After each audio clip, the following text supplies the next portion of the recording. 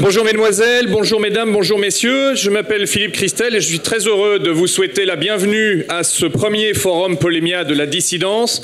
Cette journée est probablement placée sous les meilleurs auspices puisque nous sommes le 21 novembre et tous ceux qui, comme vous, ont une grande culture générale savent que le 21 novembre, ce n'est jamais que la date anniversaire, la date de naissance de Voltaire. Et il nous avait semblé que, évidemment, c'est prévu bien à l'avance, hein, mais donc en termes de liberté de parole, voilà des auspices favorables pour la journée d'aujourd'hui. Plus sérieusement, bien évidemment, cette journée est préparée et conçue par la Fondation Polémia. Vous connaissez Polémia, vous connaissez son activité depuis 13 années maintenant, visant à pouvoir présenter à toutes les droites toute une série d'analyses, à la fois de contenu, mais également de moyens d'action. Polémia a également beaucoup travaillé sur la réinformation en publiant ce dictionnaire de la réinformation. Et Polémia a également beaucoup travaillé pour essayer de déconstruire, pour essayer de dénoncer les mécanismes notamment publicitaires et médiatiques, cette fameuse tyrannie médiatique qui nous oppresse jour après jour, avec ce livre, le dernier, qui est la désinformation publicitaire, rédigé par Jean-Yves Le Gallou, mais également notre dictionnaire de 9 langues, qui n'a pas été sous le patronage de l'Académie française, mais qui pourrait l'être. Et puis, bien évidemment, j'allais dire le must, mais non, je ne peux pas dire ça parce que je viens de parler de l'Académie française. On ne dit pas ça un must. Hein. Donc, le livre qu'il faut avoir dans sa bibliothèque, La tyrannie médiatique de Jean-Yves Le Gallou.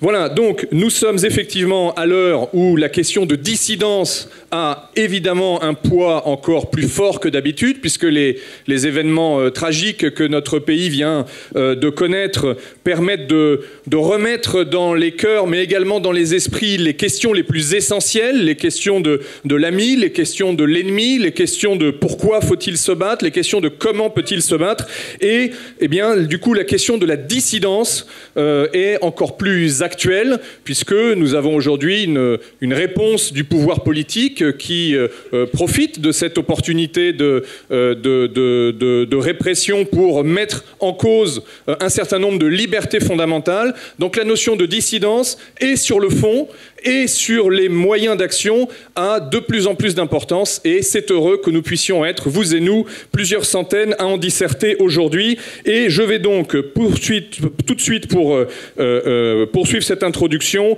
donner la parole au fondateur et à l'inlassable animateur de Polémia que vous connaissez tous, Jean-Yves Le Gallou.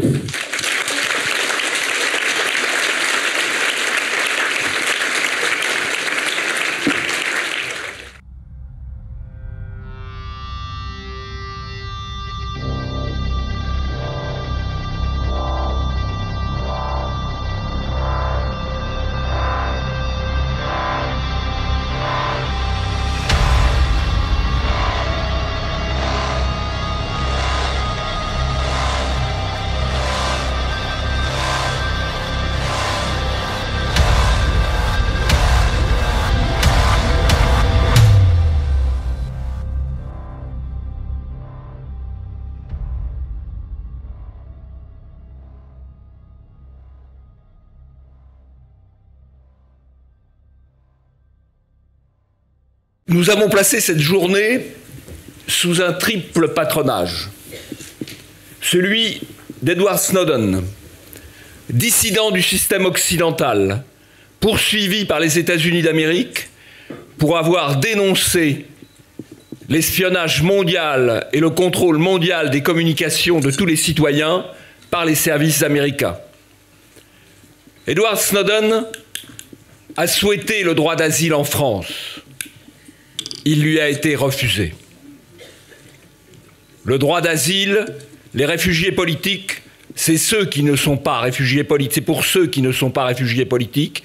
Ce n'est pas pour les vrais demandeurs d'asile, les vrais résistants qui devraient justement avoir ce droit d'asile.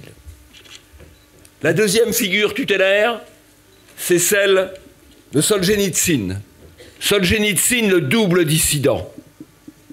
Dissident du système soviétique, dissident du goulag, puis dissident du système américain, du système occidental, dissident du moulag. La troisième figure, c'est Jean Raspail. Quand j'en ai parlé avec Jean Raspail, il a protesté en me disant « Mais je ne suis pas Solzhenitsyn ». C'est vrai que Jean Raspail n'a pas connu le goulag. Mais Jean Raspail a publié un livre prophétique, Le camp des saints, où il montrait le problème qui est le nôtre, qui plus que celui des gens qui viennent d'ailleurs, est celui de l'idéologie bisounours, de l'émotionnel qui nous gouverne et qui nous empêche qui empêche nos peuples, qui empêche les peuples européens d'avoir les réactions qui conviennent face aux situations auxquelles ils doivent faire face. Jean Raspail n'a pas connu le goulag, mais depuis 40 ans, il a été ostracisé par le système en raison de sa lucidité et en raison de son courage. Voilà les figures tutélaires des hommes à des degrés divers persécutés parce qu'ils ont porté une parole juste. Alors l'année 2015 qui s'achève est une année radicale. Attentats, invasion migratoire, guerre en Europe. 2015, année radicale parce que l'histoire revient au grand galop. Année 2015, année radicale parce que des cycles historiques s'achèvent. Allons du moins important vers le plus profond. Le petit cycle historique des petites alternances à répétition s'achève. Un coup les socialistes, un coup les centristes du RPR, de l'UMP, puis du Républicain. Voilà un spectacle qui lasse, un spectacle qui n'aura plus cours dans les années qui viennent, malgré l'inertie d'un électorat ahuri par les médias de propagande. Le cycle historique de déconstruction de toutes les traditions, enfanté à Berkeley et Woodstock, propulsé en France par mai 68, s'épuise lui aussi. La loi Taubira sur le mariage gay aura été son chant du cygne. Des forces immenses se sont levées. C'est le réveil des permanences anthropologiques, dont nous parlerons lors de la première table ronde, animée par Philippe Christel et Gabriel Cluzel, avec Béatrice Bourges, Charlotte Dornéa et Thibaut Degarde. Le cycle de culpabilisation, commencé en 1945, a terminé son expansion.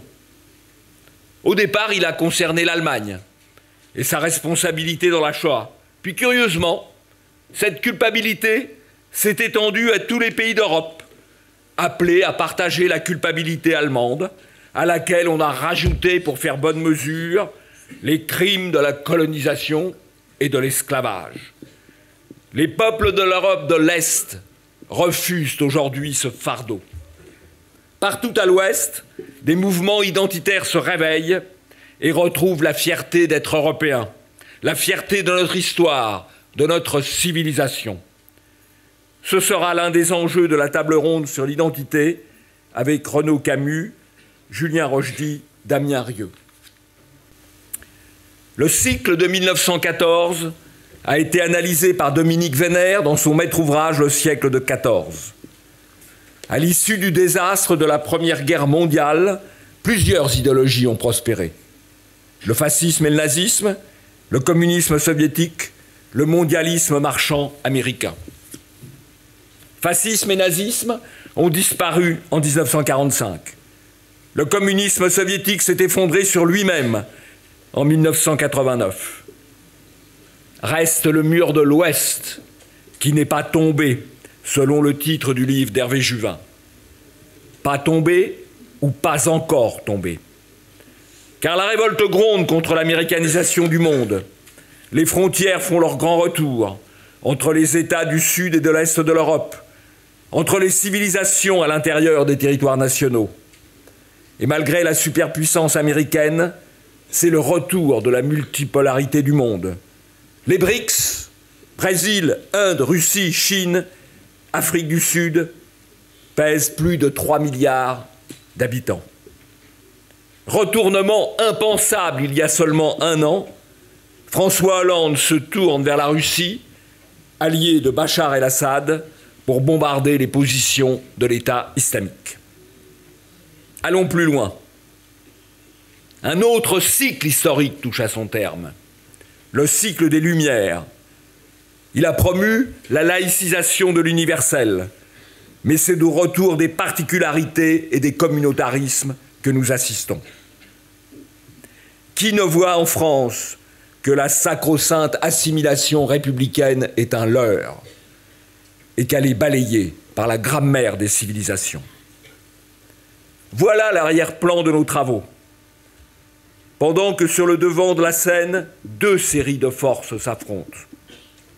Du côté du monde dominant, le mime, le matérialisme immigrationniste marchand, la finance et les banques qui achètent les consciences, et les médias de propagande qui ahurissent l'opinion.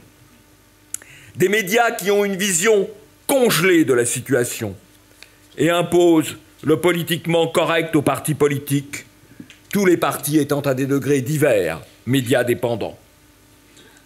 Du côté du monde dominé, trois acteurs se lèvent. Le peuple, sous le choc des réalités économiques, sociales, migratoires. Les vrais intellectuels qui rompent avec la vulgate médiatique.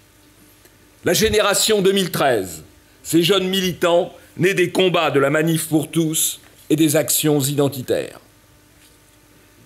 Une triple révolte survient, celle de l'opinion frappée par le choc des faits, celle des intellectuels qui acceptent de penser la réalité hors des bornes fixées par le politiquement correct. Une révolte générationnelle aussi, bien exprimée par Julien Jeangela dans son livre Manifeste, la jeunesse au pouvoir, où cet identitaire dresse un constat lucide sur la manière dont les vieux, qu'il oppose à la figure respectable des aînés, il n'y a pas de vieux dans la salle, il n'y a que des aînés, et il y a aussi des jeunes, ont dilapidé l'héritage qui leur avait été transmis et contribué aux difficultés que traverse la jeunesse.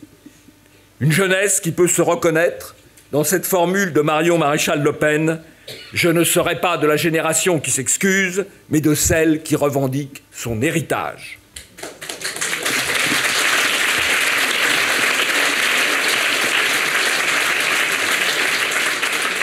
Les dominants ont le pouvoir et l'argent. Les dominés s'appuient sur le réel, la jeunesse et l'enthousiasme de ceux habitués à combattre du faible au fort. L'objectif de la journée de la dissidence est précisément de réunir autour des grands bouleversements qui viennent des intellectuels dissidents et des acteurs de la génération 2013. Leur arme, ce n'est pas seulement le bulletin de vote, c'est la dissidence de tous les jours.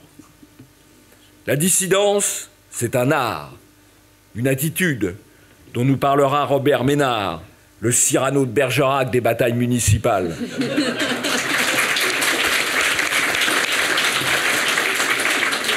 J'aime raréfier sur mes pas les saluts et m'écrie avec joie un ennemi de plus. La dissidence, c'est désobéir aux faiseurs d'opinion. Être dissident aujourd'hui, c'est refuser de ne pas voir et même de ne pas dire, c'est faire sécession, selon Renaud Camus. Être dissident aujourd'hui, je cite ici Béatrice Bourges, c'est aller à l'encontre de l'historiquement correct, de l'économiquement correct, du politiquement correct, du religieusement correct, de l'artistiquement correct. Être dissident aujourd'hui, c'est arrêter de faire acte de repentance.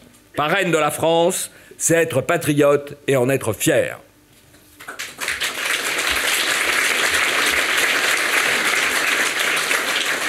La dissidence, c'est penser et agir autrement. Marcher en forêt plutôt que déambuler dans les grandes surfaces commerciales. Monter dans les arbres pour empêcher leur abattage pour construire des parkings.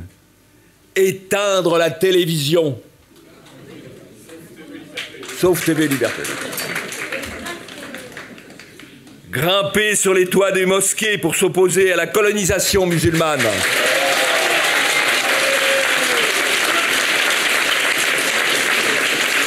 Occuper une église pour éviter sa destruction. Apprendre aux enfants qu'il ne faut pas croire tout ce qu'on leur raconte à l'école. Moquer les lubies des pédagogues. Respecter et faire respecter les règles de politesse. La dissidence, c'est combattre la novlangue. Utiliser le mot de clandestin, non celui de migrant. Dire que le mariage pour tous est une foutaise. Reconnaître à la suite du général de Gaulle, repris par Nadine Morano, que les Français sont avant tout un peuple de race blanche, de culture gréco-latine et de religion chrétienne.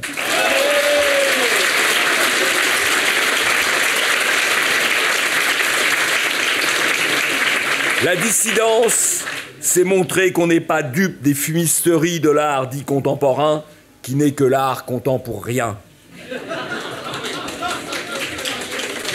La dissidence, c'est prendre la distance vis-à-vis des règles managériales, des grandes entreprises et du jargon des grands cabinets conseils anglo-saxons.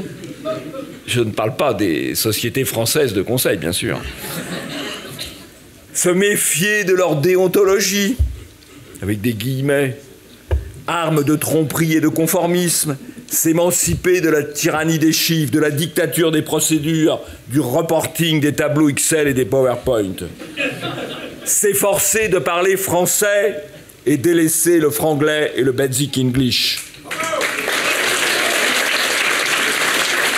Vaste programme, voyez-vous. Être dissident aujourd'hui, c'est prendre la parole partout et ne pas avoir peur de se faire traiter d'islamophobe, d'homophobe, de xénophobe, d'intégriste et de fasciste. C'est demander des comptes aux responsables du chaos, hommes politiques impuissants ou hommes de médias arrogants. Être dissident, c'est entarter ceux qui le méritent. Être dissident, c'est ne pas s'écarter au passage des cortèges officiels, toutes sirènes hurlantes. Nos insignifiances ne le méritent pas. Être dissident, c'est courir le risque des poursuites judiciaires, des interpellations, des gardes à vue, des condamnations.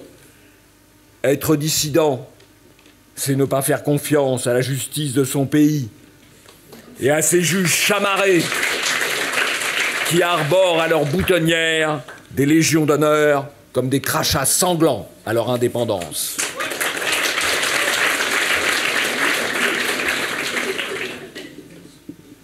Voilà pourquoi nous avons placé cette journée sous le triple magistère de Raspail, Solzhenitsyn et Snowden. Jean Raspail, le prophète du camp des saints. Alexandre Solzhenitsyn, dissident de l'Est puis de l'Ouest. Edward Snowden, qui a révélé les écoutes mondiales de la NSA américaine et à qui la France a refusé l'asile. La France, pas la France, le gouvernement qui a refusé l'asile politique. Voilà des figures tutélaires du courage et de la lucidité. Bref, de la dissidence. Sortez de vos tanières, bougez-vous, prenez des risques. Le temps est venu de l'offensive. Ce n'est pas à vous d'avoir peur. Aujourd'hui, dans la situation actuelle, il y a ceux qui pleurnichent et ceux qui se mobilisent. Mobilisez-vous. Vous êtes l'avant-garde.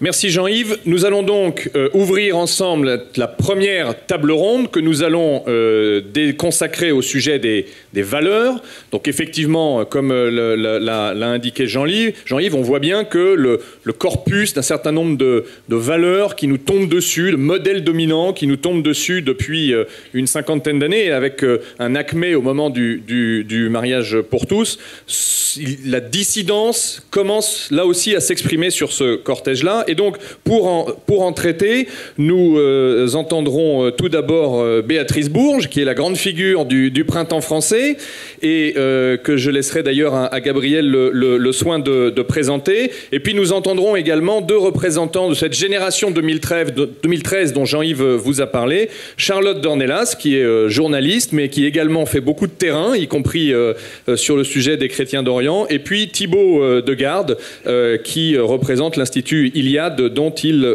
nous parlera.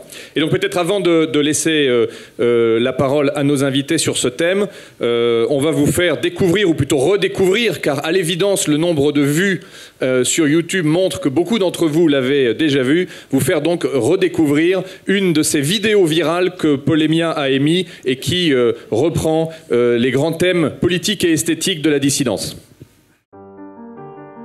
Être française, une chance, un honneur, le sentiment quotidien d'une immense liberté.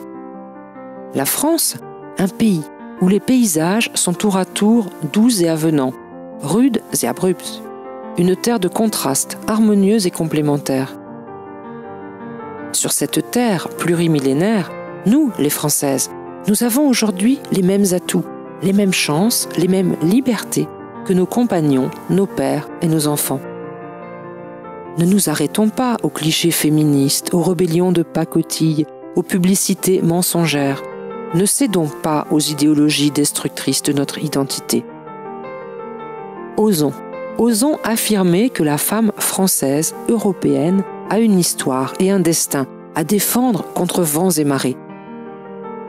En France et dans l'Europe entière, la femme est vénérée depuis les origines. Les dieux indo-européens, qui ont succédé au culte de la terre-mère, ont donné à la femme une place de choix. Citons Epona, Athéna, Vénus, Artémis, Frigga, la sage épouse d'Odin. Sans oublier les parques, les moires ou les nornes qui filent les destins. Puis, la France devint chrétienne. Elle édifia églises et cathédrales, souvent dédiées à la Vierge Marie. Quels sont les saints patrons de la France? Aux côtés de Saint Rémy et de Saint Louis, pas moins de 5 saintes. Geneviève, qui défendit Paris, Bathilde, Clotilde et Radegonde, reine des Francs, puis Jeanne d'Arc, la Pucelle, notre héroïne nationale. Combattante, la Française n'hésite pas à l'être quand sa communauté est en danger, et jusqu'au sacrifice. En France, point de pouvoir politique sans une influence féminine, directe ou plus subtile. Rappelons-nous nos reines, Blanche de Castille, Aliénor d'Aquitaine, Anne de Bretagne, nos abbesses et nos favorites, Diane de Poitiers ou la Pompadour. En politique, les Françaises ne s'en laissent pas compter.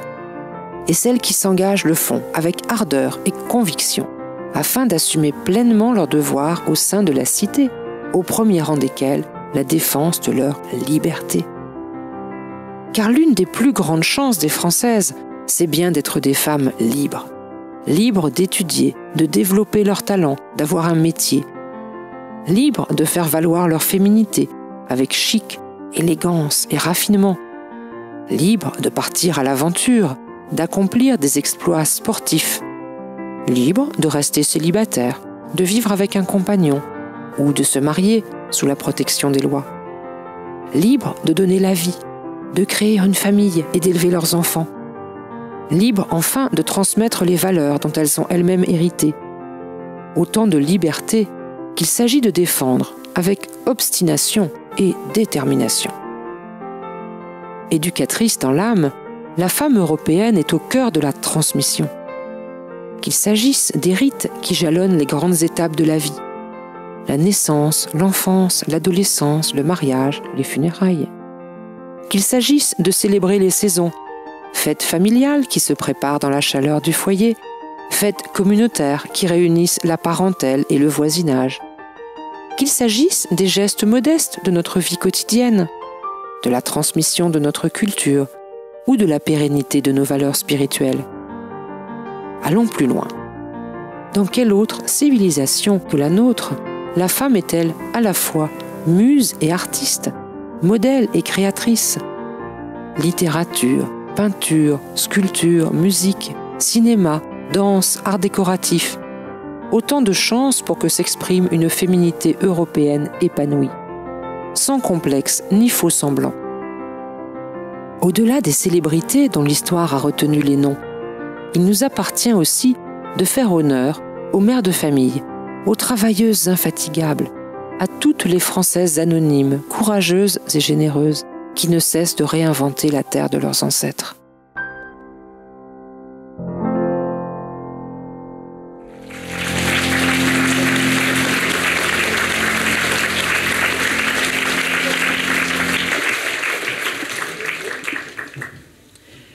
Alors, lorsque Jean-Yves Le Gallou et Philippe Christel m'ont demandé de faire une présentation de Béatrice Bourges, Robert Ménard et Renaud Camus, j'ai préféré ne pas me lancer dans une notice Wikipédia consultable partout sur Internet, mais revenir très succinctement plutôt sur leur parcours dissident. Alors je crois que tous les trois ne sont pas là par hasard. Ils étaient tous les trois installés dans la vie, comme on dit, par leur talent, par leur travail.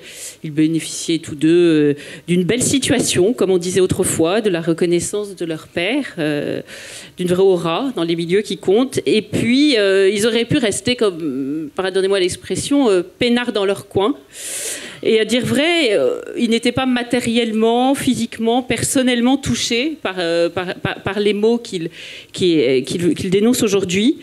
Et ils ont eu ce courage de se lever quand tous les autres sont restés couchés. Alors ils sont tous les trois très différents, tant par leur parcours, leurs convictions, mais ils sont animés par le même courage, la même soif de cohérence et le même amour de la France.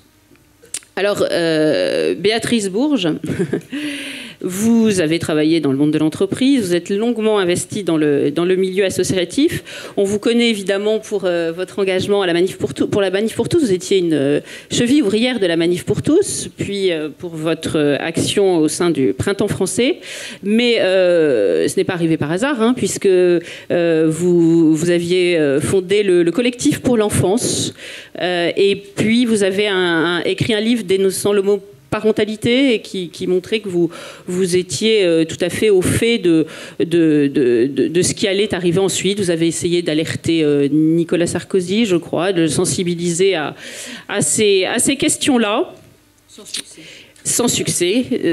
Je suis étonnée. Vous venez de la droite chrétienne libérale. Il vous a fallu beaucoup de force de caractère, comme Robert Ménard et Renaud Camus, pour vous démarquer des vôtres, pour prendre un autre chemin, sachant bien que, comme disait Brassens, que les braves gens n'aiment pas qu'on suive une autre route qu'eux. Et surtout la bourgeoisie, soucieuse de sa respectabilité et détestant que l'on fasse du bruit, parce que c'est un peu vulgaire. Et vous saviez que le chemin ne serait pas pavé de roses. Alors, vous n'avez rien renié de vos engagements précédents, puisque en choisissant la voie de la vérité, c'était un peu comme lui obéir et prendre sa croix et la suivre. Vous l'avez fait. Cette croix s'appelle la dissidence. Vous permettez que je commence par poser une question ou... Je lui remets tout, moi. Alors, peut-être une première question, Béatrice Bourges. Est-ce qu'il y a eu un élément déclencheur, quelque chose qui vous a poussé à avoir le courage de la première impulsion ? Alors, le courage de la première impulsion, je crois que c'est un... Je ne saurais pas dire précisément, mais on va dire que c'est une intuition très forte. Que tous les sujets qui touchaient en particulier à la famille, avant même, c'était à peu près en 2005-2006, où j'ai eu, donc, on dit qu'une intuition, c'est un ensemble de signaux faibles qui se traduisent un jour par un signal fort. Ce signal fort, comme je le dis généralement, je l'ai eu dans ma cuisine. Vous savez que dans une cuisine, les femmes réfléchissent beaucoup, contrairement à ce qu'on pourrait croire. Et un jour, j'entendais à la radio différentes choses. Et puis m'est venue cette intuition, donc, qui s'est concrétisée très vite, parce qu'une fois que j'ai su ça, je ne pouvais plus me taire. Mais qu'en fait, tous les sujets qui allaient toucher à ce qu'on a appelé l'homoparentalité étaient les sujets. Alors, allez savoir pourquoi, je n'en sais rien, mais j'ai eu très très fort l'impression que ces sujets-là seraient les sujets à venir. Et c'est vrai qu'on en parlait, c'était à l'époque 2005-2006, on en parlait encore extrêmement peu. Mais voilà. Et donc je me suis lancée, en fait, j'ai commencé à me lancer dans cette aventure-là. Et donc quand 2012 est arrivé, et puis j'ai bien suivi évidemment comme vous tous la campagne et les promesses de François Hollande, évidemment quand sont arrivés tous les événements, moi j'étais préparée déjà depuis on va dire 7, 8, 9 ans, où je savais que ces sujets arriveraient, et donc voilà, donc c'était tout à fait normal finalement que je me retrouve au cœur de ces manifestations, et en tout cas même de la fondation et de la création de ces mouvements-là. C'est vrai qu'effectivement, il y a bien au moins un domaine sur lequel on savait que François Hollande allait tenir ses promesses. Oui. Et nous n'avons pas été déçus sur ce point. Et donc, du coup, dites-nous, puisqu'on parle de cette question de dissidence sur le terrain des valeurs, alors en ramenant ça à votre expérience, à ce que vous avez fait avec le Printemps français, aujourd'hui, que voulez-vous nous dire sur cette dissidence sur le thème des valeurs ? Je crois qu'en fait, la première chose, c'est de dire qu'une société court à sa perte, et d'ailleurs on en a la preuve, si elle n'est pas fondée d'abord sur des valeurs. Alors vous allez me dire que valeurs, très bien, mais valeurs, qu'est-ce que ça veut dire ? Parce que finalement, de l'autre côté aussi, ils disent qu'ils ont des valeurs. La seule chose, c'est que, en fait, je crois que finalement, en réfléchissant à ce thème-là, je me disais, mais qu'est-ce que je vais pouvoir dire en premier ? Et puis je réfléchissais à l'homme. Et je me suis dit qu'en fait, tout dépend de la conception de l'homme que l'on a. Est-ce qu'on considère que l'homme est un être sacré, et je pèse mes mots, ou est-ce et donc qu'il a une valeur spirituelle, ou est-ce qu'on considère que l'homme n'a pas cette valeur spirituelle, n'a pas cette valeur sacrée, et alors, dans ces cas-là, l'homme est un amas de cellules. Est-ce que l'homme est un amas de cellules, ou est-ce que l'homme est une personne sacrée ? Je pense qu'à partir du moment où on répond à cette question, alors on a absolument tout qui découle. Et c'est pour ça que leurs valeurs, de ceux qui nous gouvernent et qui disent avoir des valeurs, et les miennes, n'ont absolument rien à voir, parce que nous n'avons pas, depuis le départ, la même conception de l'homme. Moi, je considère que l'homme est un être spirituel et que c'est donc un être sacré. À partir de ce moment-là, tout s'organise.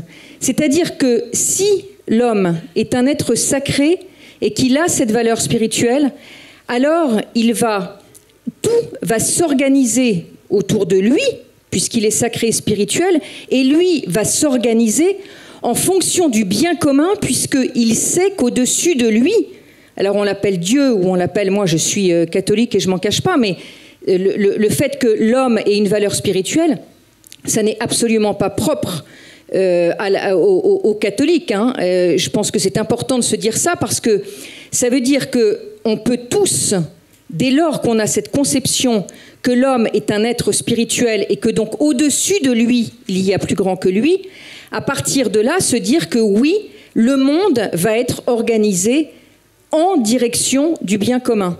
Si on considère, comme ils considèrent, nos adversaires, nos ennemis même, nos ennemis en ce qui concerne, je n'hésite pas à le dire, je dis moi qu'aujourd'hui, François Hollande, Manuel Valls, Christiane Taubira, ce sont aussi mes ennemis sur ce plan-là. On pourra parler aussi peut-être un peu des attentats et de la façon dont tout ça était tellement prévisible. Mais pour en revenir au cœur du sujet, si l'homme n'est pas considéré comme un être spirituel, mais que c'est un amas de cellules, eh bien vous voyez bien que tout en découle. Parce qu'on arrive à ce moment-là à la marchandisation évidente, parce que si l'homme n'est qu'un amas de cellules, alors il vaut pas mieux qu'un ordinateur. Voire, il vaut moins qu'un ordinateur si il ne rapporte pas plus qu'un ordinateur. Il est juste un amas de cellules intelligent, certes, parce que personne ne nie que l'homme est un être doué d'intelligence, mais il vaut moins qu'un ordinateur si son intelligence devient moindre que celle de l'ordinateur. Et donc d'ailleurs, c'est pour ça qu'on va essayer de le rendre aussi intelligent qu'un ordinateur et qu'on en arrive à l'homme, ce qu'on appelle, et que vous voyez bien tous ce que je veux dire quand on parle de l'homme augmenté. C'est-à-dire qu'on va essayer d'augmenter son cerveau, on va essayer de le faire devenir finalement quelqu'un qui va pouvoir rendre service, mais non pas au service du bien commun, mais, si c'est un amas de cellules, au service de la marchandisation et au service de la finance. Et je crois qu'il faut bien se rendre compte qu'aujourd'hui, il va falloir choisir. Choisir soit le camp de la dissidence. Le camp de la dissidence, c'est quoi? Le camp de la dissidence, c'est être hors système, mais de façon résolue. C'est-à-dire que quand je vous disais qu'il va falloir choisir, je crois qu'aujourd'hui, on ne peut plus se permettre d'être sur la ligne médiane. Parce que la ligne médiane, elle nous amène, c'est celle dans laquelle nous sommes restés pendant longtemps. Peut-être avions-nous le temps à l'époque, mais aujourd'hui, nous n'avons plus le temps d'être sur cette ligne médiane. On se situe dans le système ou on se situe hors système. On se situe dans une conception de l'homme qui est une conception sacrée de l'homme, ou on se situe dans la marchandisation de l'homme, mais alors auquel cas, il ne faut pas s'étonner. Si une société n'est pas fondée sur les valeurs, c'est une société qui va directement à sa ruine.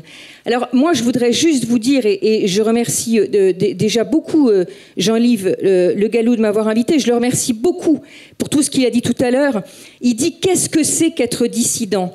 Eh bien, être dissident, pardonnez-moi, c'est violent ce que je vais dire, mais être dissident, et je crois que chacun doit se poser en conscience, mais en conscience, au plus profond de soi-même. Parce que la dissidence, c'est d'abord un acte individuel avant d'être un acte qui va être, où on va pouvoir rejoindre un groupe. Qu'est-ce que je suis prêt à faire comme sacrifice pour ma foi si je l'ai, pour ma conception de l'homme, pour ma liberté? Est-ce que je suis ou non décidé à faire des sacrifices, y compris des sacrifices financiers, parce que il faut aussi se poser cette question, est-ce que je suis peut-être même prêt à payer le prix du sang? C'est fort ce que je dis, mais je crois malheureusement, et les attentats de la semaine dernière l'ont bien montré, ces attentats, je ne sais pas si vous avez été étonnés, mais moi pour ces attentats, je ne me disais pas est-ce qu'il va y avoir des attentats? Je me disais, quand est-ce que ces attentats auront lieu? Et je crois que malheureusement, on peut, là encore, ne pas se demander est-ce qu'il y aura de nouveaux attentats. De toute façon, avec les mesures qui sont prises, qui sont encore une fois, des cautères sur des jambes de bois, je crois qu'on peut aussi se demander quand est-ce qu'auront lieu les attentats suivants. Parce que je crois en plus que le gouvernement n'a absolument pas pris la mesure de ce qui était en train de se passer et que les mesures qui sont prises ne sont évidemment absolument pas suffisantes parce qu'il faut aussi nommer son ennemi, qui n'a pas été nommé, ne pas parler seulement de terroristes, mais parler aussi de l'islamisation. Enfin, il y a des mots. Et quand on n'ose pas nommer son ennemi, alors on ne peut pas le vaincre. C'est absolument évident.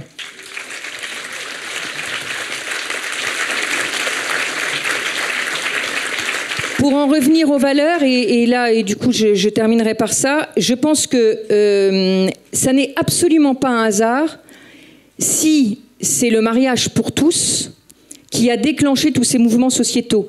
Vous vous rendez bien compte que le mariage pour tous, la plupart d'entre nous n'étions concernés ni de près ni de loin, la plupart d'entre nous, par quelqu'un qui souhaitait se marier avec une personne de même sexe. Ça pouvait arriver, mais on n'était en gros pas trop concernés. Si on est descendus tous dans la rue, c'est parce qu'on a senti que notre civilisation était en danger de mort. Et vous voyez bien que là, on touche absolument aux valeurs et que ces grands mouvements de société-là, qui depuis 2-3 ans, qui ont, je ne vais pas dire réveillé, parce qu'en fait on était très nombreux à être réveillés, mais en tout cas qui ont réussi à faire une sorte de coagulation, eh bien c'était quelque chose, c'était des sujets qui étaient en rapport avec les valeurs, parce que ce sont les valeurs, cette relation verticale, c'est ça les valeurs, c'est ça qui permet à une société de tenir debout, c'est ça qui permet à l'homme et aux hommes de tenir debout.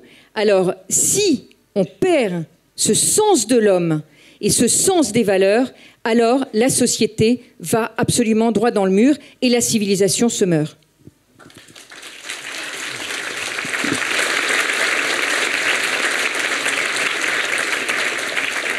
Merci Béatrice. Et donc pour revenir sur ce que vous disiez, à savoir il faut être prêt à faire des sacrifices, je rappelle à l'assistance que vous faisiez partie des figures tutélaires de la Manif pour tous, mais que vous êtes allé au-delà en créant et en animant le Printemps français et en assumant de prendre des positions qui étaient probablement les bonnes et les plus courageuses, mais du coup vous attirant l'opprobre médiatique qui allait avec. Et un peu plus loin, vous avez fait personnellement 9 jours de grève de la faim à côté de l'Assemblée nationale, à l'extérieur, environné de policiers et de manifestants gauchistes. Je pense que c'est une expérience humaine que peu d'entre nous avons connue, et on mesure là la notion de sacrifice personnel pour un chef d'entreprise et physique que cela représente. Avant de prolonger, y compris d'ailleurs avec des questions de la salle, je voudrais me tourner désormais vers Charlotte Dornelas et Thibaut Degarne, en commençant peut-être par vous, Charlotte. Donc ce que je vous propose, voilà, vous avez un micro ici, ce que je vous propose peut-être, même si je sais que vous êtes modeste, mais de nous dire quelles sont vos dissidences personnelles du moment ou les plus récentes pour que le public vous connaisse un peu mieux, et puis après vous écouter sur votre perception, là aussi, de la dissidence sur le terrain des valeurs. Alors, ma dissidence personnelle, c'est plus dans mon métier, du coup, que je l'ai choisi. C'est-à-dire que je suis journaliste et j'ai choisi de travailler pour des médias qui sont alternatifs, comme on peut dire, mais qui ont de l'avenir, hein, puisque vous êtes de plus en plus nombreux à nous lire. Donc, c'est surtout sur ce terrain-là. Et ensuite, effectivement, je me suis engagée aussi plutôt sur la question des chrétiens d'Orient, notamment parce que, je vais en reparler rapidement, mais parce qu'ils ont beaucoup de choses à nous apprendre. Et ce qui m'a assez frappé, c'est que ça fait des années qu'on parle et prie pour certains, en tout cas qu'on pense aux chrétiens d'Orient, et qu'il y a une chose qu'on n'a jamais faite, ou bien trop peu, c'est de les écouter. Et d'écouter tous les avertissements qu'ils nous ont donnés, pour ceux qui connaissaient l'Europe, la France en particulier, mais aussi pour ceux qui connaissaient de manière générale quelle était leur menace et à quel point cette menace allait rapidement s'exporter hors de leur pays. Voilà. Et du coup, aujourd'hui, moi j'ai choisi plus de parler de ce qui touche, je pense, un peu ma génération. C'est-à-dire, finalement, il y a eu 130 morts il y a quelques jours, mais il y en a beaucoup aussi qui sont morts avant. 130 morts, ça a été un choc, et il y en a beaucoup qui sont morts avant, au compte-gouttes, pour les mêmes raisons, et dont tout le monde s'est fichu pendant des années. Aujourd'hui, la question qu'on doit se poser, nous qui décidons d'être dissidents, c'est pourquoi ils sont morts. Et pourquoi nous, demain, nous risquons de mourir. Parce que c'est un peu ça la question quand on se dit quand est-ce que sera le prochain attentat. On sait désormais qu'ils peuvent nous toucher, nous, enfin chacun d'entre nous. C'est plus, on vise plus Charlie Hebdo qui a caricaturé, on vise plus une école juive, on vise la France aujourd'hui. Et savoir qu'est-ce qui a été visé d'une part, et surtout qu'est-ce qu'on a envie de défendre. À la limite, ce qu'ils ont visé, on s'en fiche pas mal, ils veulent nous tuer, et c'est tout ce qu'on sait. En revanche, qu'est-ce qu'on veut défendre? Je crois que c'est la question qu'on aurait dû se poser depuis des années, que beaucoup d'entre nous se sont posées depuis des années, mais qu'il faut absolument pousser le plus de gens possible à se poser aujourd'hui. Il y a 6 mois, il fallait absolument être Charlie, c'est-à-dire il fallait être quoi? Il fallait être une caricature du sacré, il fallait se vautrer dans l'insulte, tout en ayant toujours l'interdiction de réfléchir sur les sujets importants. On n'avait pas le droit de remettre en question l'immigration, on n'avait pas le droit de remettre en question l'islamisation. Par contre, on pouvait caricaturer tant qu'on voulait un prophète qui est quelque chose de sacré pour ces gens-là et que je n'ai pas envie d'insulter personnellement. Et on avait absolument l'interdiction de se poser les bonnes questions. il y a une semaine, le choc a été encore plus difficile, plus douloureux pour la majorité des gens. Le lendemain, qu'est-ce qui s'est passé? Chez France Inter, on nous a lancé une ode à la perversité. L'après-midi même, Libération répondait au hashtag qui a été lancé sur Twitter, qui était « Priez pour Paris ». Et Libération disait « Non, non merci, ne priez pas pour Paris, surtout pas, quelle horreur ». On a un mouvement qui s'est lancé sur Facebook pour organiser une partouze géante pour répondre à l'État islamique. Il voulait organiser une partouze géante, place de la République. Alors moi, je me suis dit une chose, je me suis dit en fait, on voudrait nous faire croire aujourd'hui que tous ces gens-là sont morts. Tous ces gens-là sont morts en fait parce que pour une bière ou pour un concert. Je crois que le problème il est quand même plus profond que ça.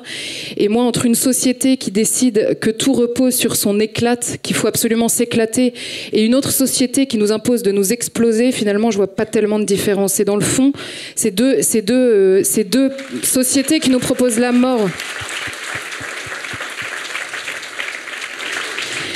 Je crois qu'aujourd'hui, s'il faut être prêt à mourir, si en tout cas il faut retrouver des valeurs profondes, comme disait Béatrice Bourse, c'est des valeurs effectivement pour lesquelles on est prêt à mourir. Il y a une époque où en France on était prêt à mourir pour la France. Personne n'a jamais été prêt à mourir ni pour la démocratie, ni pour ses valeurs, ni pour la République, ni pour la liberté d'expression de Charlie Hebdo. Personne. À l'époque où on mourait pour la France, on mourait parce que la France était un vecteur de transcendance, parce qu'elle disait beaucoup plus qu'elle-même en fait. Elle disait des racines, elle disait tout un héritage, et c'est cet héritage-là absolument qu'il faut retrouver. Donc c'est ce que je disais, entre des gens qui veulent s'éclater, d'autres qui veulent s'exploser, moi je vous propose qu'on s'enracine, et qu'enfin on s'enracine pour l'avenir. Je voudrais juste relire une phrase parce que vous avez sans doute, vous êtes tous à laquelle vous avez tous pensé, ces derniers jours. C'est de Philippe Muret qui écrivait aux djihadistes en 2001 et qui leur disait « Vous êtes les premiers démolisseurs à s'attaquer à des destructeurs. À la différence des nôtres, vos démolitions s'effectuent en toute illégalité et s'attirent un blâme quasi unanime. Tandis que c'est dans l'enthousiasme général que nous mettons au point nos tortueuses innovations et que nous nous débarrassons des derniers fondements de notre ancienne civilisation. Chers djihadistes, nous triompherons de vous, nous vaincrons parce que nous sommes les plus morts. » Je crois qu'aujourd'hui, il a terriblement raison. Mais je crois que notre devoir, c'est absolument de lui donner tort. Laissons les morts enterrer leurs morts. Laissons-les appeler à la perversité et nous, occupons-nous des vivants. Il y en a encore beaucoup en France. On a vu que la réaction pour certaines personnes, ça a été d'appeler l'armée pour s'engager dans l'armée. Ça peut paraître anecdotique, mais ça ne l'est pas, je crois. Parce que cette fois-ci, ça n'a pas été de brandir un « Je suis Charlie » et de se contenter d'allumer une bougie, ça a été aussi ça. Donc je pense qu'il faut... et là, je vais parler en mon nom parce que je suis catholique et je me suis engagée effectivement au moment des manifs pour tous. J'ai aussi... souffert très honnêtement du discours de beaucoup même de nos autorités catholiques au moment de la crise migratoire qui a récemment touché la France. Moi, on m'a enseigné d'honorer mon père et ma mère et j'ai jamais compris que ça voulait dire de piétiner mon héritage. Je crois aujourd'hui qu'on ne peut pas livrer tout ce qu'on a été à des étrangers, quand bien même leurs intentions seraient bonnes. On sait désormais qu'elles ne le sont pas toutes, mais quand bien même elles seraient bonnes, on ne peut pas livrer notre pays et tout ce que ça représente à des étrangers. Alors aujourd'hui, effectivement, je voudrais juste rappeler le catéchisme de l'Église catholique. Donc voilà, comme ça, c'est pas moi contre les autorités de l'Église aujourd'hui, c'est le catéchisme de l'Église catholique qui dit que l'amour de la patrie est un devoir de charité. On nous a parlé de charité envers des gens qu'on ne connaissait pas, on nous a parlé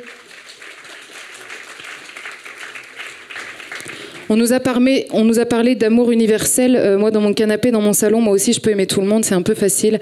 Et ça veut dire qu'en réalité, on est incapable d'aimer personne. Et moi, je sais, aujourd'hui, la chose qu'il faut qu'on décide, c'est d'aimer des gens et des gens incarnés. Et ces gens incarnés, c'est d'abord notre peuple qui est en train de mourir de désespérance. Et c'est celui-là qu'il faut réveiller. Et c'est avec ça qu'on vaincra. Voilà.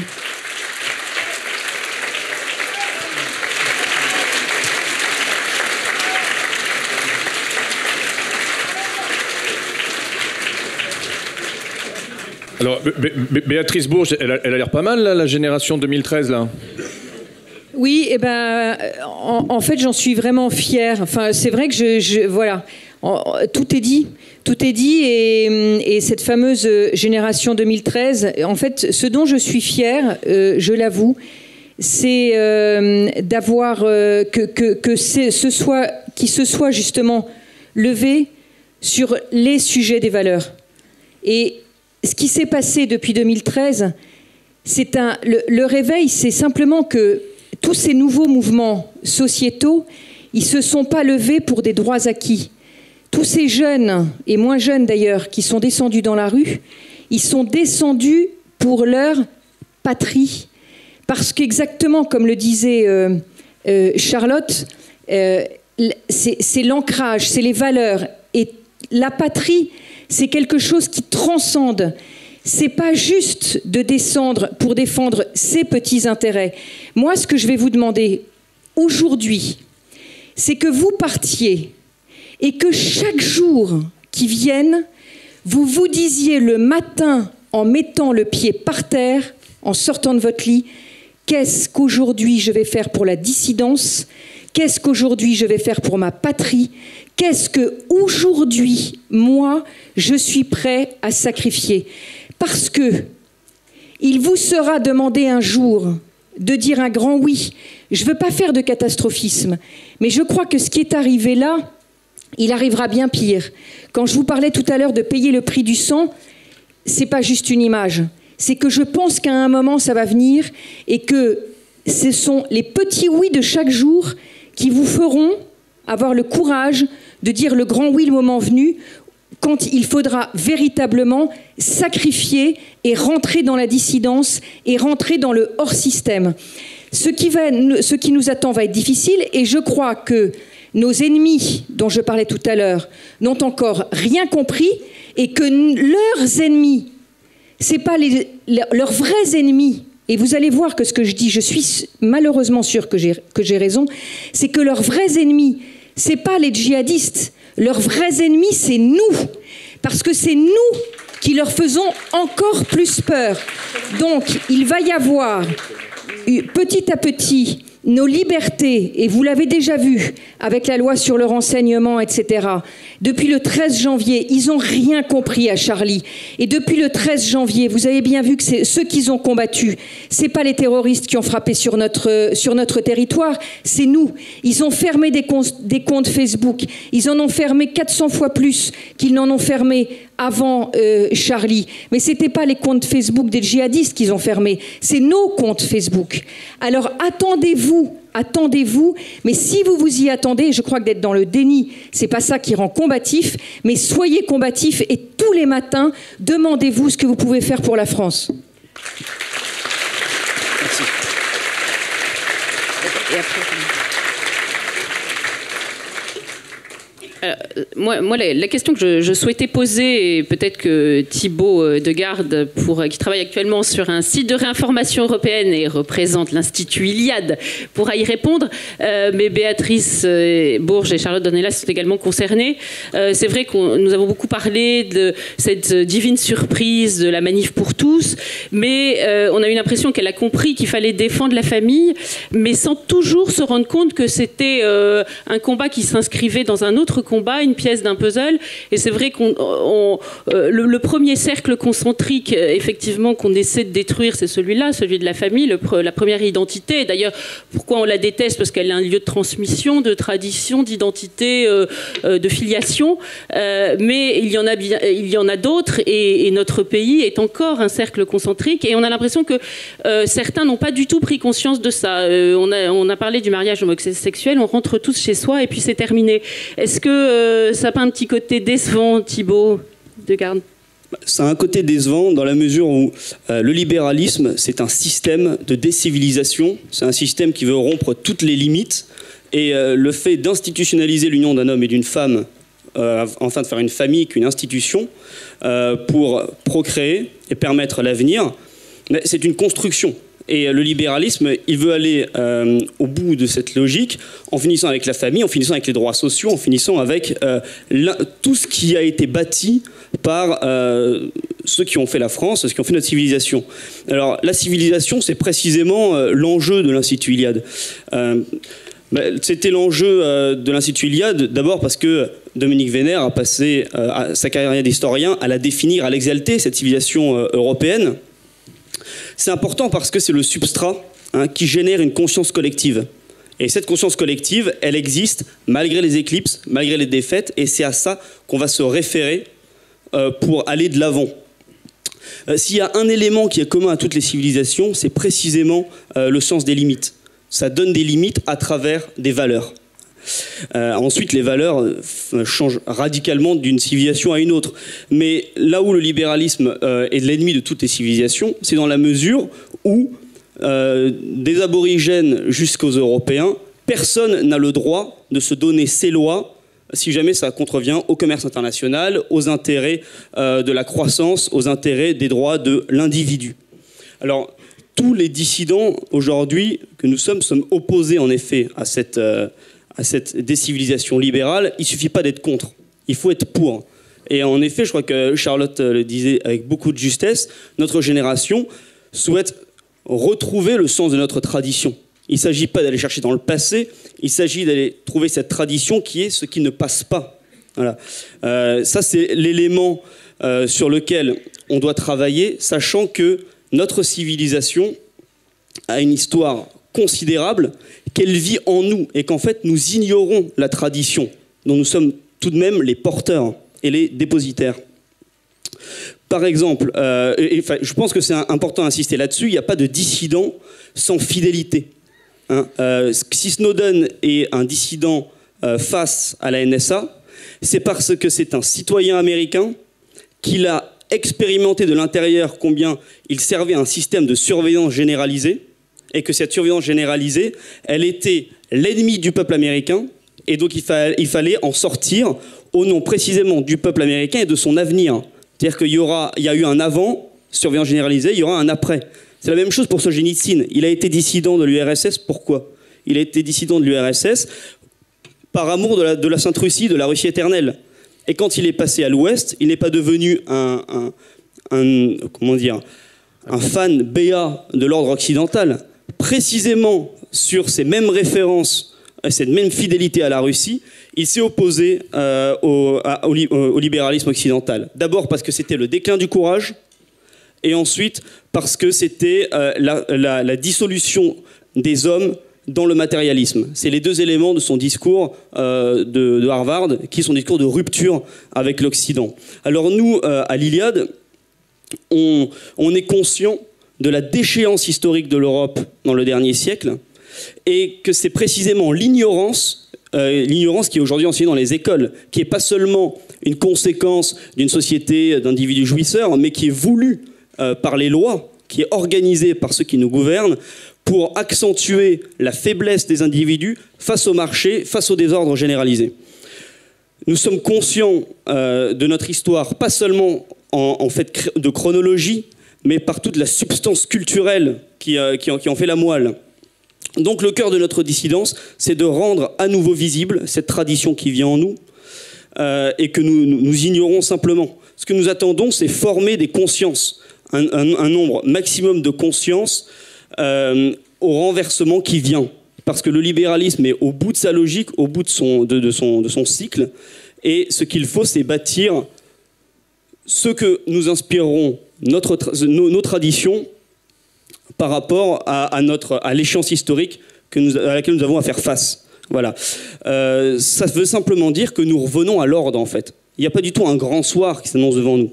Il y a la fin du désordre et un retour à un fil conducteur qui est extrêmement ancien et extrêmement puissant.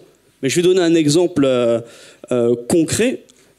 Aujourd'hui, en Hongrie, il y a eu une révolution conservatrice en l'espace de 5 ans qui a fait passer ce petit État enclavé de 10 millions d'habitants, qui était une colonie des investissements allemands, qui était globalement béat devant l'ordre libéral de Bruxelles, et qui finalement, en 2015, on est venu à fermer complètement sa frontière au nom de ce qu'ils sont et qu'ils n'ont pas à définir. Voilà.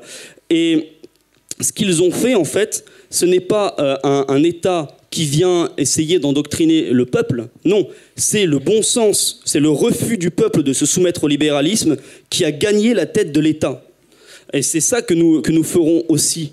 Nous sommes la société et nous innerverons les pouvoirs et les sphères dirigeantes de cette tradition qui n'a jamais disparu. Voilà. Donc notre objectif, c'est de rendre l'instinct identitaire et les valeurs qui sont portées par cette tradition au pouvoir chez nous. Merci.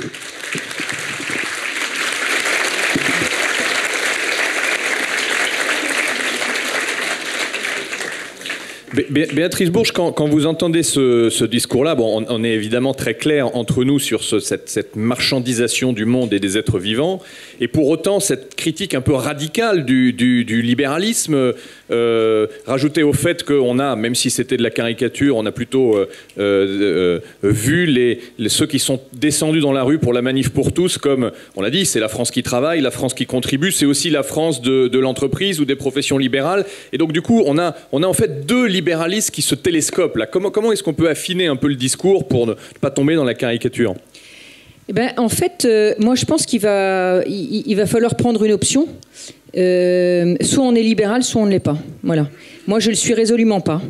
En fait, résolument pas, parce que justement, on en a vu toutes les limites en réalité.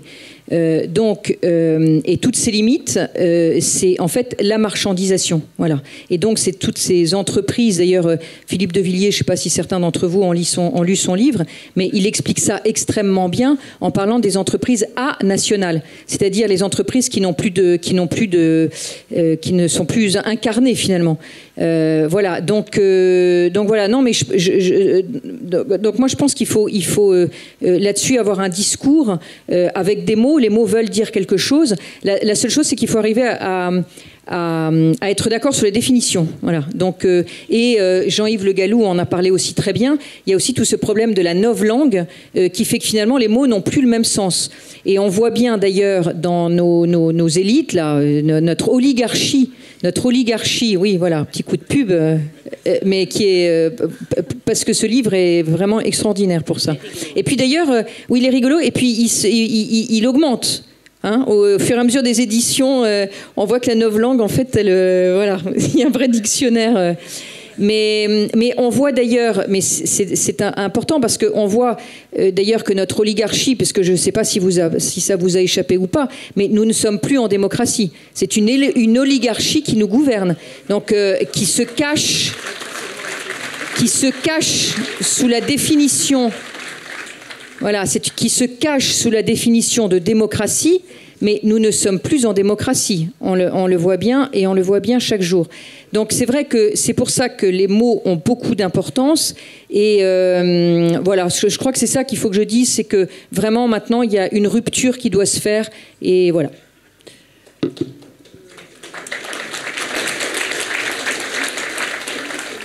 Alors, moi, j'avais une question un petit concrète à vous poser, à vous trois. Je ne sais pas lequel souhaite répondre, mais le sentiment que nous avons tous, je crois, aujourd'hui, compte tenu des événements récents, c'est qu'il n'y a pas de temps à perdre et pour réagir. Et on se dit, oui, c'est bien, il y a une dissidence qui s'est levée pour le mariage pour tous, il y a une dissidence pour l'immigration, il y a une dissidence pour tel ou tel combat, mais c'est tellement épuisant de lutter que chacun est là avec son petit drapeau et puis va se recoucher quand il y a un autre combat qu'il faut mener. Peu de gens finalement ont envie de mener tous les combats à la fois. Il y a aussi des égos blessés quelquefois qui sont difficiles à réconcilier.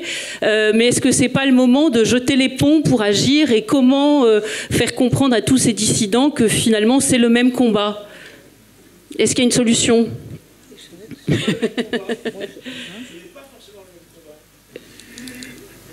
Alors, je vais répondre, je vais essayer. Effectivement, sur la question, je crois qu'on est parti, on parle beaucoup de la manif pour tous. Moi, je crois qu'il faut aller plus loin. On a eu 1 million ou des millions, selon...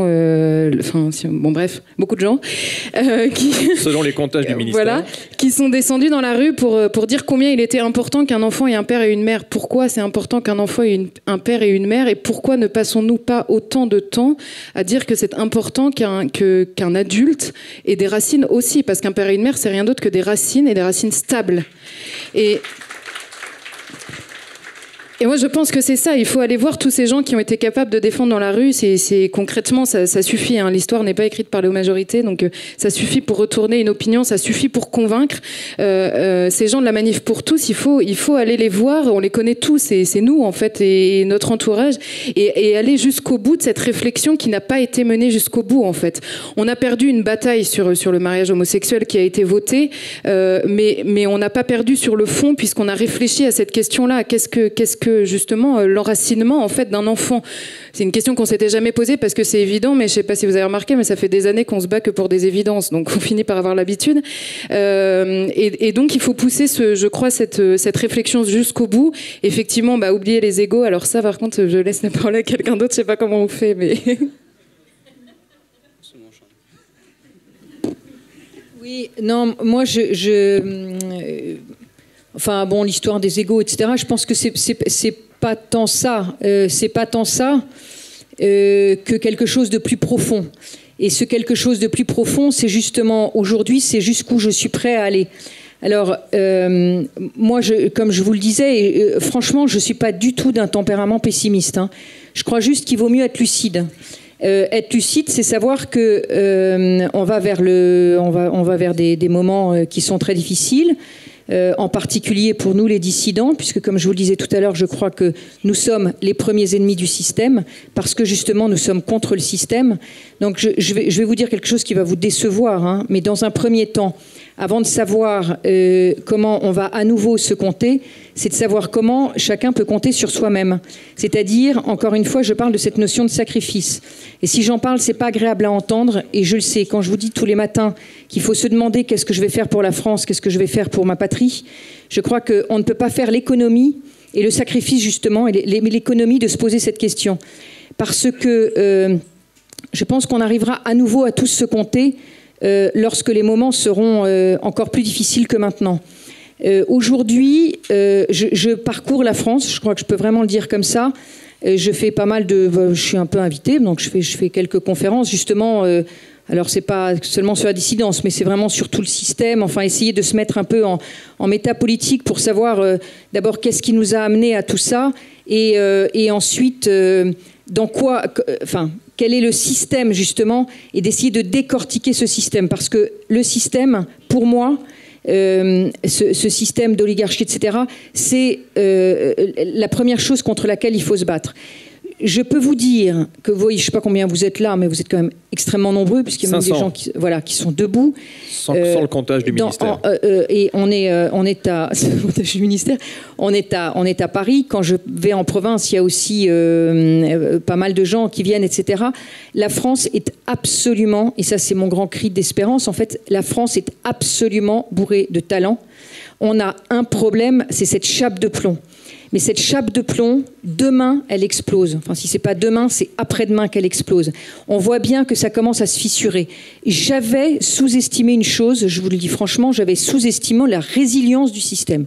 Je l'avoue, je croyais qu'en 2012, les choses allaient exploser parce que le système, et là encore, je suis pas langue de bois, donc parfois ça me cause du tort, mais je ne deviendrai jamais langue du bois parce que nous aussi, à certains moments, nous faisons partie de ce système. C'est-à-dire qu'on est parfois prêt sur Facebook, dans les salons, etc. Et d'ailleurs, Gabriel le disait tout à l'heure, quand on revient chez soi, après, on se remet sur Facebook, on se remet, et puis on tape sur son ordinateur, etc. Mais il y a quelque chose qu'il va falloir casser, rompre de façon radicale. Et Jean-Yves Le Gallou parlait tout à l'heure de radicalité. Moi, c'est un terme qui me va très très bien. On m'a beaucoup traité de radical, on m'a traité, comme vous sûrement aussi, de fasciste, d'extrémiste, etc. Pour moi, c'est un compliment. Voilà. Dans le monde dans lequel on vit, pour moi, être radical, c'est plutôt un compliment. Donc, mais on doit aussi avoir cette radicalité vis-à-vis de soi-même. Comme je vous disais, dans les provinces, c'est bourré de talent. Les gens ont les deux pieds dans les starting blocks. La seule chose, c'est qu'aujourd'hui, je suis navrée de vous le dire, on n'est pas encore tombé suffisamment bas pour que le système s'effondre. Lorsque le système va s'effondrer, et le système va s'effondrer, on va en baver. Je vous le dis franchement, on va en baver.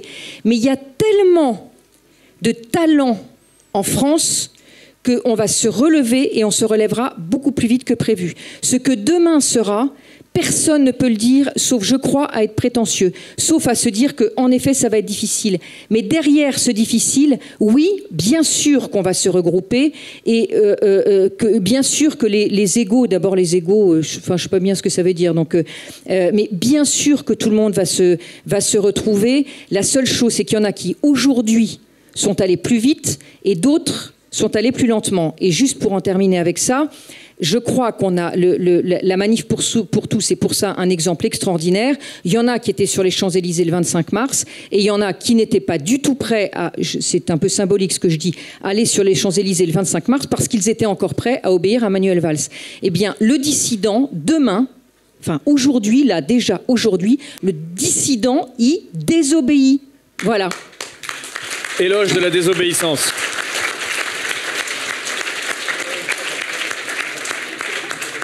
Alors je vous propose qu'on prenne quelques questions dans la salle, et pour que ça se passe bien et que ce soit bien discipliné, j'appelle donc des questions et non des dissertations de la part de notre public, s'il vous plaît. Donc une jeune fille dispose ici un micro, il y a déjà une première main qui s'est levée, deuxième rang à droite.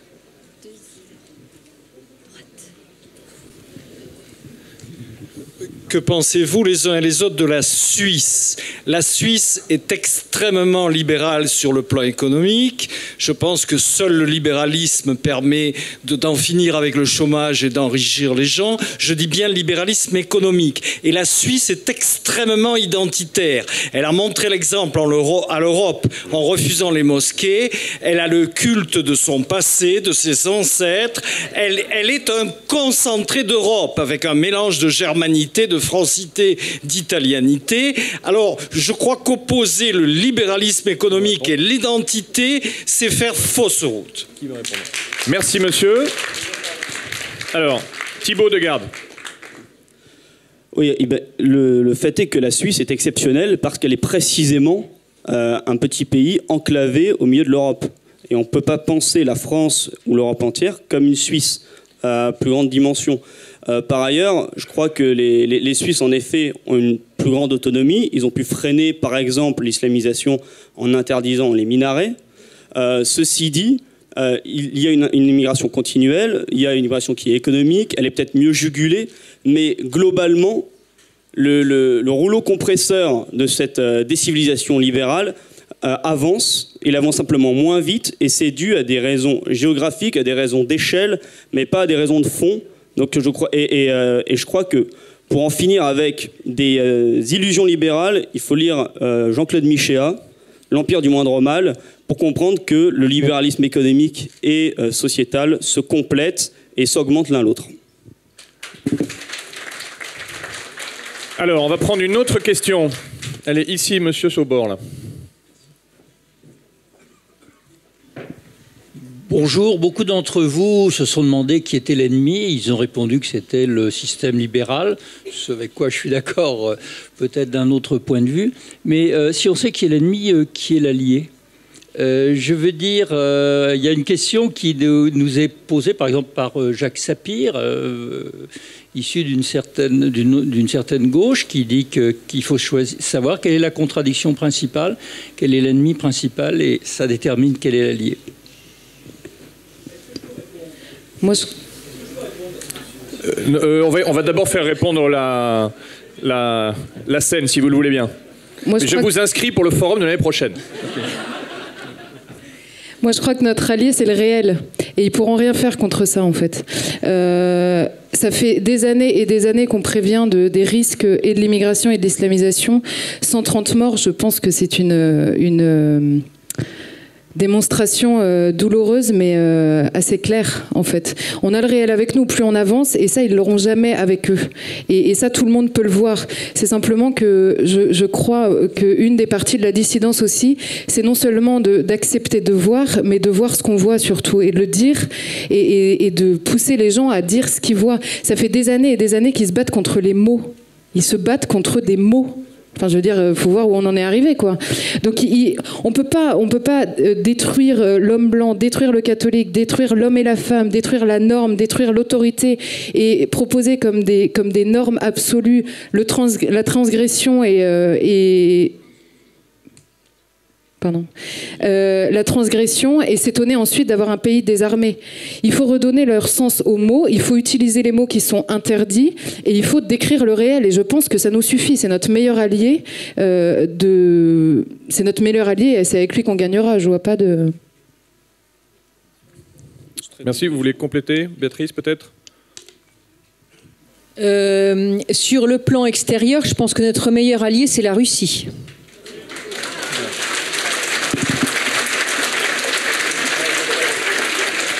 Je pense qu'effectivement, il y avait deux manières de répondre à la question. Là, vous avez eu le panorama sur les deux niveaux de réponse possibles. On va prendre une autre question. Levez le bras bien haut. Alors, il y en a une très là-bas au fond, là, un monsieur à gauche.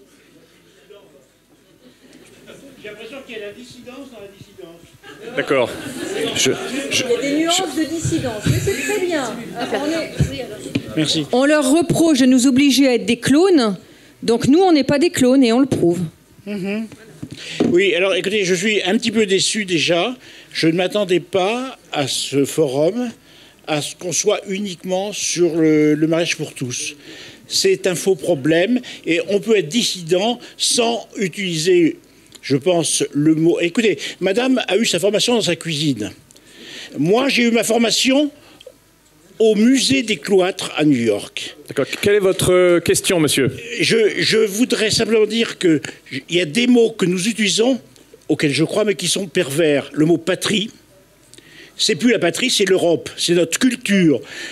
C'est un petit côté franchouillard de parler de patrie constamment. Parlons de culture. Attendez. Ok. S'il vous plaît. S'il vous plaît. 30 secondes, monsieur. 30 secondes, s'il vous plaît. La France n'est pas catholique, elle est chrétienne. Donc, nous sommes ici à la Fondation Polémia.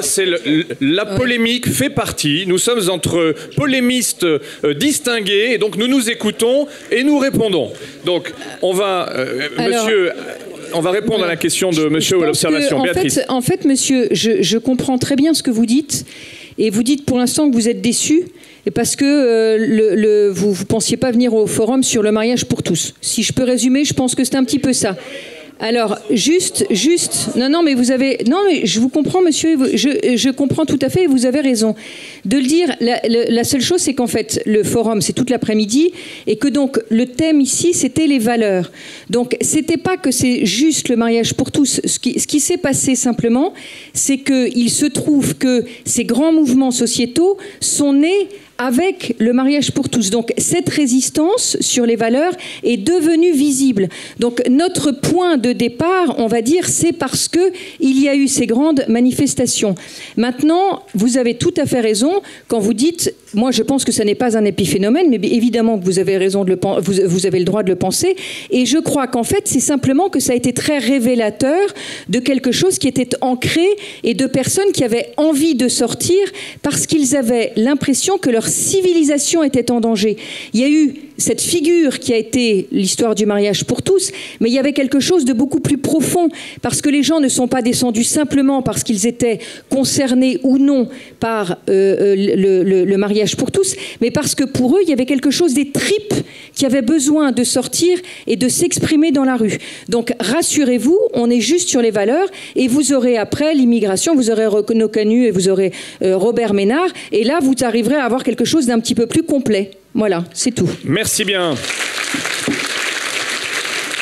Alors, monsieur là-bas. Bonjour, Nicolas Lemonnier. J'avais une question. J'ai l'impression que dans la salle, tout le monde partage un même constat et peut-être même des mêmes idées et des valeurs. Je voulais savoir si vous aviez un plan d'action et quel était ce plan d'action. Est-ce que les urnes étaient suffisantes ? Écoutez, la philosophie par essence de Polémia, et vous l'avez vu dans le choix des invités que nous avons sélectionnés pour ces différentes tables rondes, c'est, sauf peut-être une exception qui est celle de Robert Ménard, mais qui est l'exception avec un E majuscule, c'est des gens qui ne sont pas d'abord passés par le suffrage universel, et Robert Ménard lui-même n'a pas commencé à exister par le suffrage universel. Les expériences et les dissidences de Béatrice, Thibault et Charlotte et de nos autres invités ne s'expriment pas sur le champ électoral, et donc du coup je pense que ça répond pour partie à la question, mais est-ce que vous voulez apporter un complément ? Je ne veux pas parler trop parce qu'après... Thibault. La dissidence, c'est le pays réel, et les réseaux, les moyens qui en sont l'écho, médiatiques, associatifs, etc. Et en fait, le système au terme duquel on arrive, c'est celui de l'inflation généralisée, c'est celui de la dette. On fait rien, on emprunte et on compte faire payer la génération suivante. En ce qui concerne le militantisme et l'action, c'est la même chose.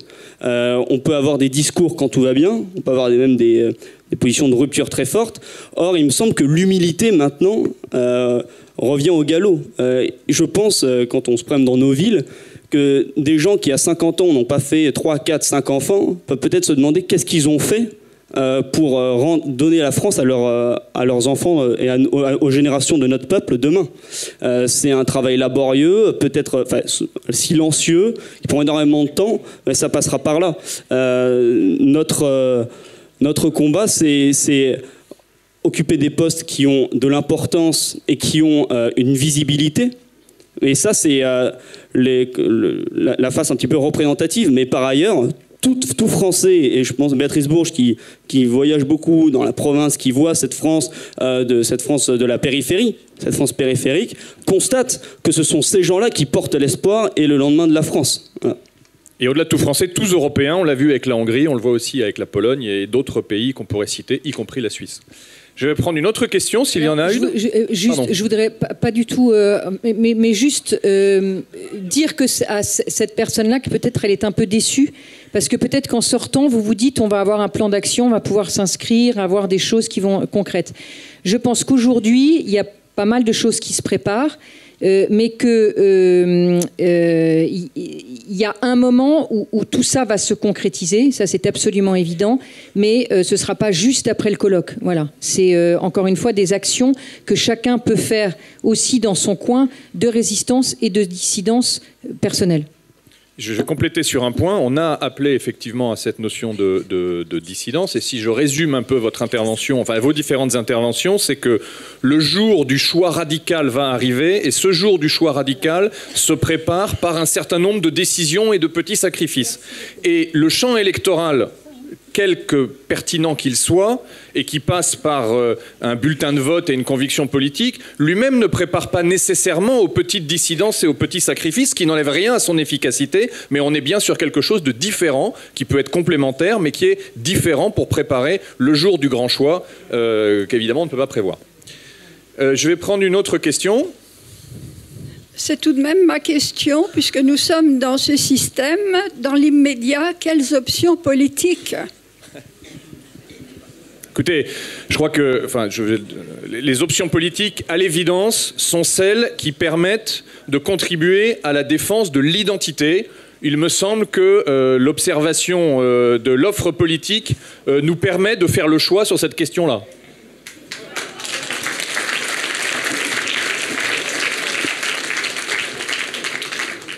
Alors, il y a une question tout devant. J'ajoute juste une toute petite chose, pardon, sur la question électorale. Même si c'est pas par amour Enfin, quand on met le bulletin, même si on n'est pas d'accord avec tout, je pense que l'un des premiers efforts de guerre, on nous l'a dit, même François Hollande nous l'a dit, nous sommes en guerre. Je pense que le premier effort de guerre, c'est de sanctionner ceux qui sont responsables de cette situation.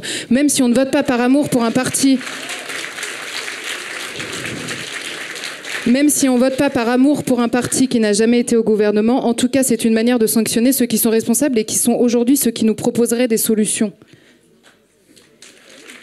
Et dont nous voyons que dans les solutions qu'ils préconisent aujourd'hui, ce sont des solutions liberticides dont on imagine bien contre qui et comment elles pourraient être déployées le cas échéant. Je rappelle que Polémia a été d'ores et déjà victime d'une censure à la demande du gouvernement français, puisque nous avons mis sur la page Facebook de Polémia, nous avons mis un certain nombre d'extraits vidéo des attaques de vendredi, en interpellant clairement la classe médiatique, en disant « Écoutez, vous nous avez abreuvé des photos du petit Aylan sur la plage. Vous nous avez abreuvé des photos très dures de ces amoncellements de corps dans le camion frigorifique. Vous nous avez abreuvé de photos choquantes de ce que vous appelez des migrants. Pourquoi ne nous abreuverez-vous donc pas de ces photos qui sont des photos de Français tués chez eux parce qu'ils étaient Français et fiers d'eux » Cette page Facebook a fait l'objet des demandes de signalement que l'État français fait désormais auprès des grands hébergeurs de manière à censurer ceux qui ne lui plaisent pas. Donc, la riposte de la guerre votée par Manuel Valls et François Hollande et les parlementaires, je ne sais ce qu'elle servira dans la lutte contre l'islamisme. Ce que je sais, c'est qu'elle a déjà servi à museler la réaction identitaire. Alors, madame. Alors, une question, mais plutôt une réponse au monsieur qui se demandait ce qu'il pouvait faire maintenant et aujourd'hui. Tout simplement, il est important de communiquer l'information autour de soi, organiser des réunions chez soi, des soirées dissidence, des soirées information, réinformation. Peut-être que vous avez des gens autour de vous qui n'ont pas encore les yeux grands ouverts. Il est peut-être temps de leur ouvrir les portes, vos portes, informer les gens autour de vous et donc organiser des mini-réunions, des apéros-pinards chez vous et informer vos amis. Avec du cochon. Et saucissons. Voilà ce qu'on peut faire actuellement. Informer votre entourage et organiser vos réunions vous-même. Merci beaucoup de ce témoignage.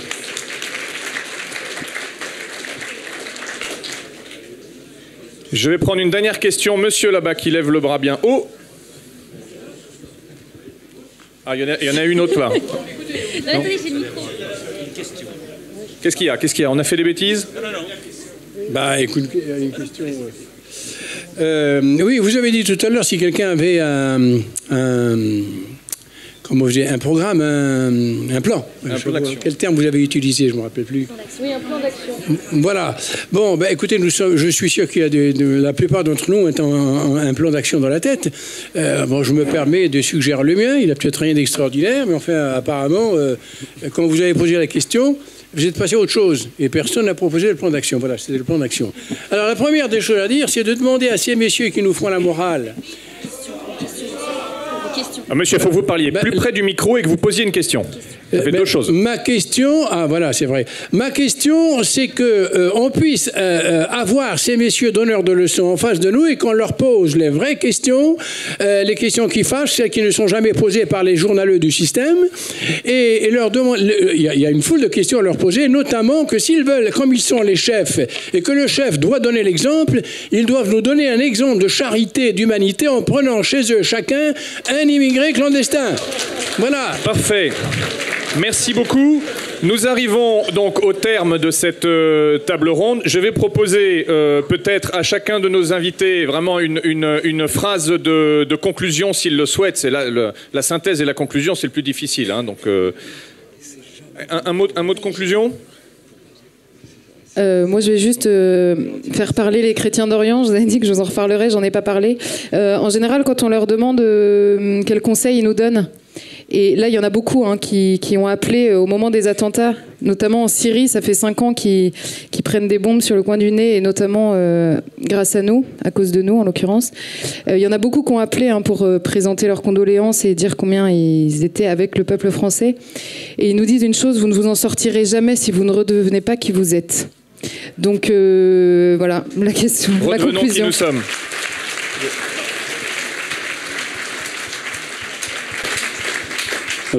L'Institut Iliade, c'est la mémoire plus l'action. Donc, et une fois qu'on a placé les responsabilités et ce que nous devons faire pour transmettre, je crois qu'une fois qu'on est sorti d'ici, il faut simplement passer à l'acte.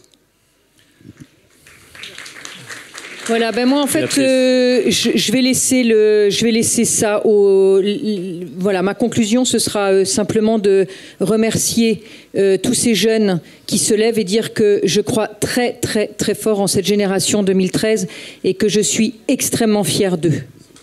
Merci beaucoup. Merci à tous les trois de nous avoir accompagnés sur cette première table ronde.